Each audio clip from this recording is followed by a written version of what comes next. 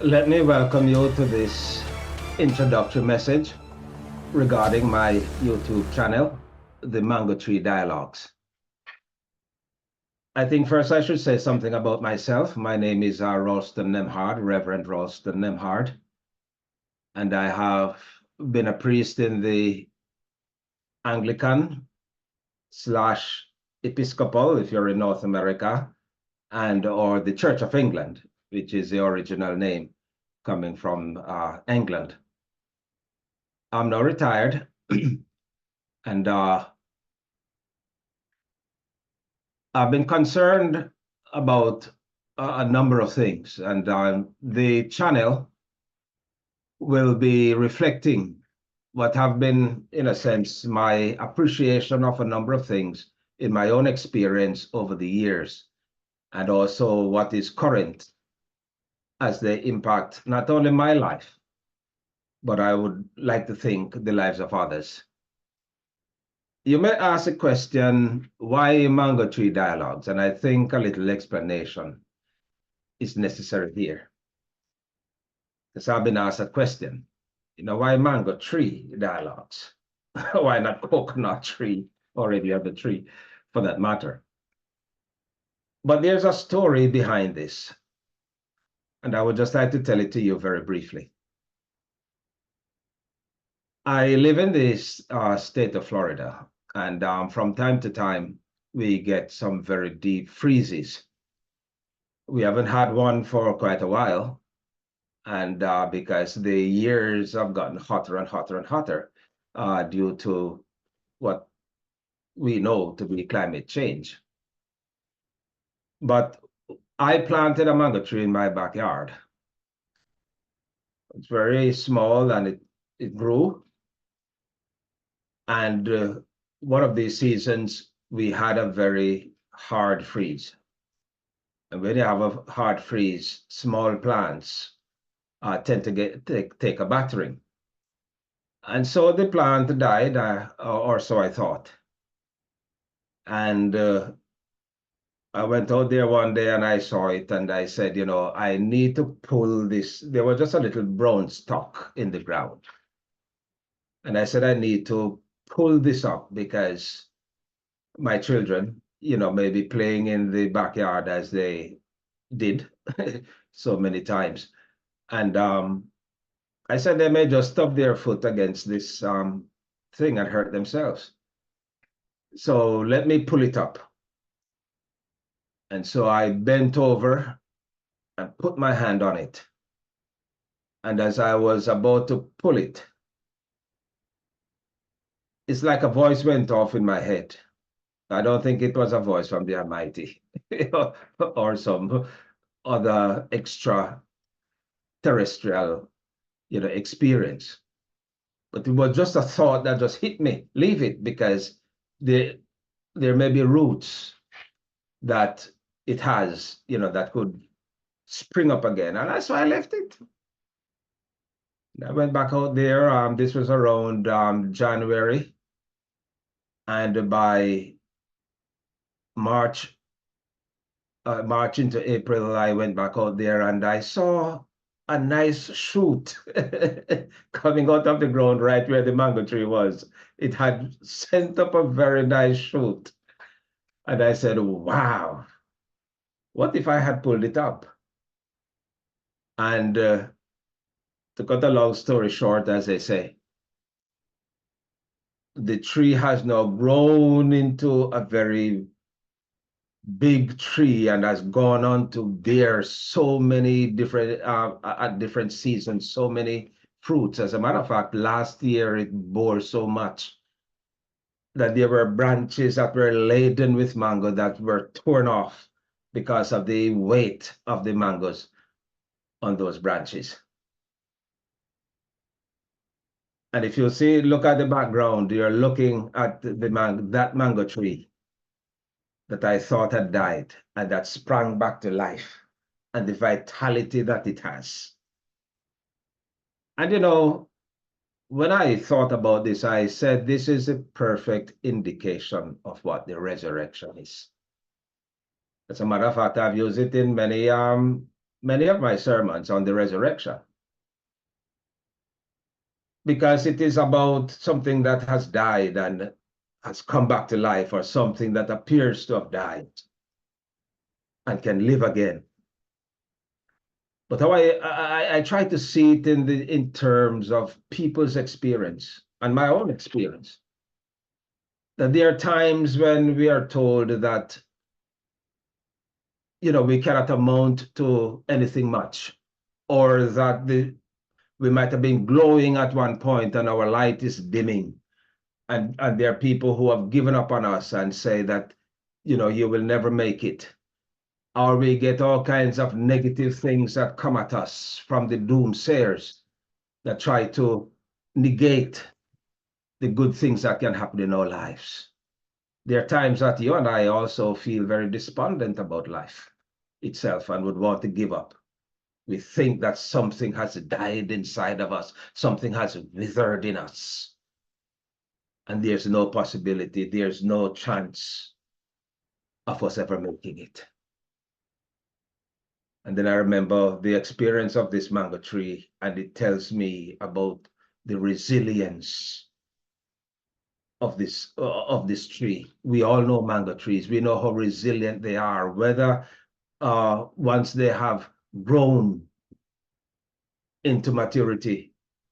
A mango tree seldomly dies. You hardly look around and see a matured mango tree that is dead. They have a way of, re-engineering themselves, maturing. And it doesn't matter which mango. I don't know which is your favorite mango. I have my favorites. I suspect like anybody else. And I'll tell you, I like the Julie mango, and I like East Indian. That mango tree you're looking at is, I think it's one of these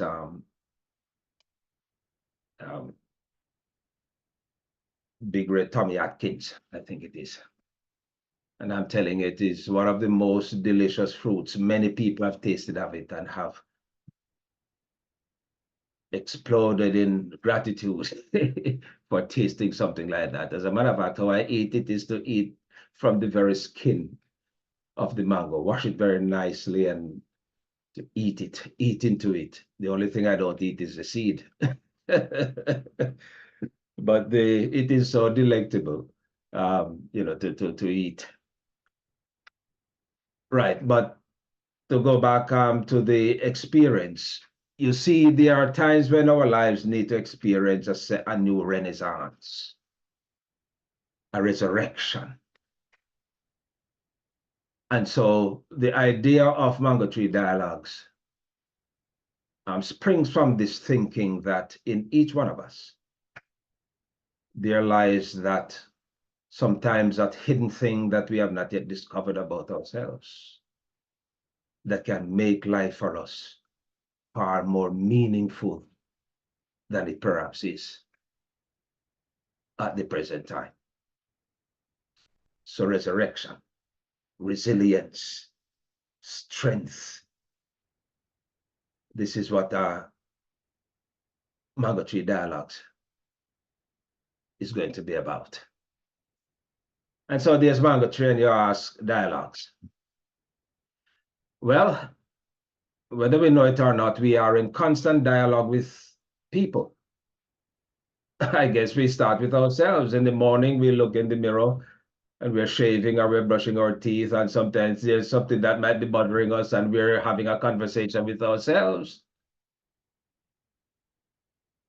That is not exactly what dialogue is, just by yourself. A dialogue, logos, between two people, two or more people. But you get the drift. So you brush your teeth, you get up and you brush your teeth, you go down to the, or you go have a conversation with your family. What's going to be happening for the school day, what's going to be done at the workplace, perhaps. Then you head out to work, and then when you get to work, you're talking to your co-workers. You're saying good morning. Sometimes you say good morning to people. It is a dialogue. You expect a response. It's a two-way thing. Even if they don't respond, they've heard you. Because sometimes silence doesn't mean that somebody is not responding. We know in communication how that works. And so we are constantly in a state of dialogue with each other about the important matters of the day, of the things that impact us, of the things that influence our lives, of the things of which we are afraid, of what the future holds, the uncertainty of life. So when you combine, so Mango Tree, the whole idea of the Mango Tree is a place where you can come, where I invite you to come, to sit with me, to sit with my guests, because we'll be doing interviews and all kinds of different things, and to share with us in this experience under the mango tree. You can pick your favorite mango tree, it doesn't matter. But we will sit under there and we will talk about the issues of the day. There are some issues that I'm really, really strong on. One of those is social and political commentary. I've been doing that for a very long time. As a matter of fact, for close to over 40 years now, I have been writing newspaper columns out of Jamaica. I'm presently writing a column for the Jamaica Observer. And I comment on political things. Sometimes my views are not that appreciated. That's all right. Understood. Because it is very important that we critique power and critique the happenings of governance and those who we elect to represent us and to govern us. And I feel very strongly about it, wherever I am, whether I'm in Jamaica or I'm living in the United States, it doesn't make any difference. Wherever I am, I've always been concerned about these matters. So we will be doing quite a lot of this on this channel, as I said, in different fora. And I invite you to join us under the mango tree for that kind of dialogue. You know, frankly, I have no illusions that you can have other sources from which you may get your news, sources from which you may get your information, and that's okay.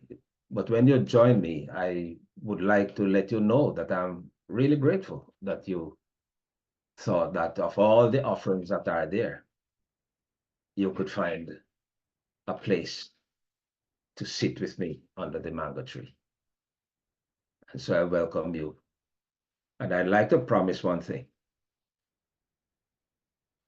You know, friends, we're living in what I call a post-truth or a postmodern age. And what do I mean by that?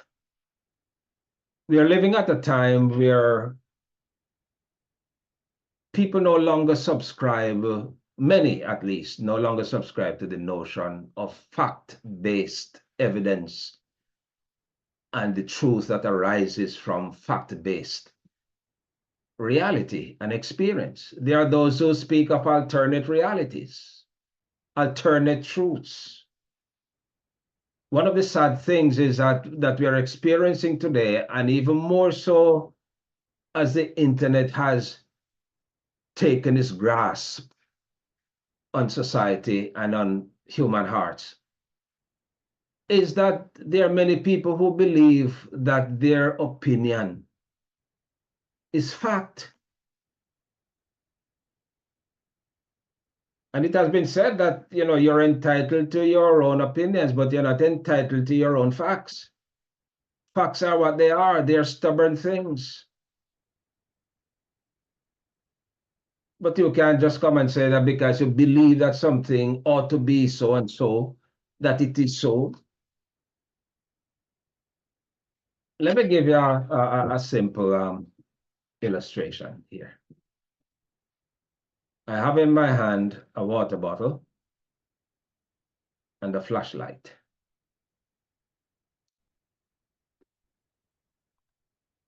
Over time, we have come to the definition, to accept what the definition of a flashlight is. It has batteries and it has bulbs. And if you press, you'll get light. That is what has been universally accepted to be the fact about a flashlight. So anytime you talk about a flashlight, you're not thinking of a water bottle. And that too has been specifically defined as a bottle that contains water. And you cannot now come and say that the water bottle, in your opinion, is a flashlight because they don't perform the same function. They're not even shaped the same way. They don't even look the same way. And even if they should look the same way, they do not and cannot perform the same function. It is possible that you may screw the top of the flashlight off and pour water down in it and drink from it as if it is a water bottle. Well, you know what you'll be doing? You'll be drinking to your own jeopardy and risk, because there will be the battery down there or what has been left by the battery, and you might be drinking poison, which in a very metaphorical way, you know, is what many people are doing when they think that their opinions are facts. It's like they're drinking their own poison, thinking that they can recharacterize things to fit into a grid of their own imagination. And that is a danger that we are in the world today, the whole matter of misinformation and disinformation that is, as far as I'm concerned, wreaking havoc throughout the world. Because when you try to twist things and turn a water bottle into a flashlight, or try to do it, you're going to wreak a lot of havoc. And you're going to cause a lot of people distress. So what I'm promising under Mango Tree Dialogues then is a situation in which we try to always we try to arrive at what we know to be the truth, to make commentary based on fact, based on evidence, based on reality, not trying to create our own realities or cause thinking that our opinion is fact. And we bear fidelity to that. True fidelity. I'm not going to say that there are times we will not get it wrong. But I hope when we do, and I promise that when we do, that we will come to you and we'll apologize, especially if you have hurt people, institutions, but even more so for misleading. We will be humble enough to come and tell you that, hey, we said so-and-so, and it wasn't correct. So we want to correct it, and we move on. That is a promise that I would like to make. All right, so let me welcome you again then to this channel. And oh, but before I do that, I needed to mention, because you may be wondering, oh, but aren't you a minister? How is it that I don't hear anything about the church and the Bible and all that sort of thing?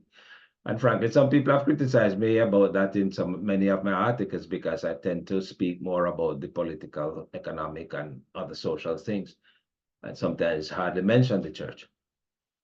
But the church will not be a focus on this channel in this, although from time to time we may bring certain things regarding church matters and relationships, for sure, family relationships. But there is another channel that I have developed and that you can turn to get some more information on it, called Streams in the Desert. And on that channel, I deal with the church, Bible study, sermons that I have delivered, devotionals, and a whole lot of other things that, you can just drive up and park under the mango tree and just savor some of the goodies that are there. So Streams in the Desert, and it's on YouTube as well, and you can go and check that out at some point. But Mango Tree Dialogues is what you could call the political channel for Austin. And I promise that we'll make it as entertaining as we can make it. And we hope that when you come here, that you will find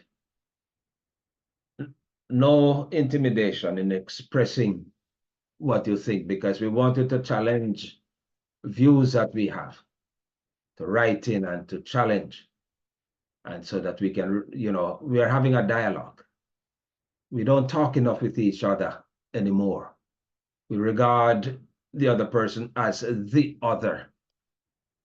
Quite a far fling from what the great theologian Martin Buber once coined the I-thou relationship. I, thou, you encountering me and I encountering you in your space, and we seeking to build a community of friendship, of brotherhood and sisterhood as human beings, that we can forget a lot of the things that drive us apart and divide us, and that we can come together sensibly and share in these tumultuous times about the issues that confront us and that are of importance to us as we forge our way into the future. So I'd like to welcome you and hope I see this as a journey. And I hope that as you join me on this journey, and as we dialogue together,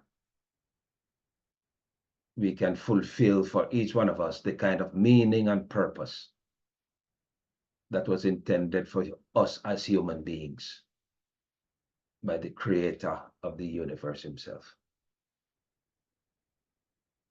So thanks for listening to me on this introductory message, and I will be seeing you soon. One of the things I should quickly tell you that we'll be doing, we're going to be doing live streaming at some point. And you'll hear more about our intention to do that. We're hoping that we can have that done on Tuesdays, Wednesdays, and Thursday evenings at 8 p.m. and that you can join us as we discuss the issues of the day. There's so many issues, not just in North America, but for Jamaica and the diaspora. We want to engage that community as well. So this will be an open channel where we discuss politics and economics and social relationships in North America, yes, in the world, and also in Jamaica and the diaspora. So it will be a very interesting experience. So thanks again, and I will see you soon. Walk out.